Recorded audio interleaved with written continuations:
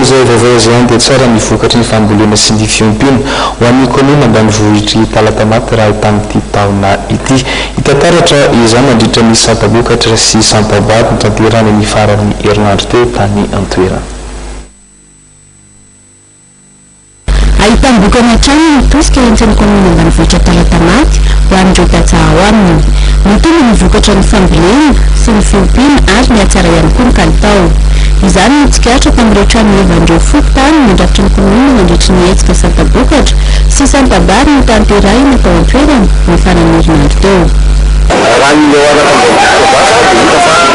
niovan'ny vokatra ny tsara izy ka mitondra mira hitantsika eo jery ny vokatra hitantsika manodidina fa mitsara foana izy ny antony dia izay koa zany mampiofana ary mamime koa ny masobony ara-tanàna sy mamizezika fanampiana vakomina zany zany fanombolana amin'ny tantsara ka misy le formateur tonga ety aminay zay koa manana ny lehibe ny service développeur rural dia reny koa no manofana an'ireny tantsatsaka avena ny sendra misy azy.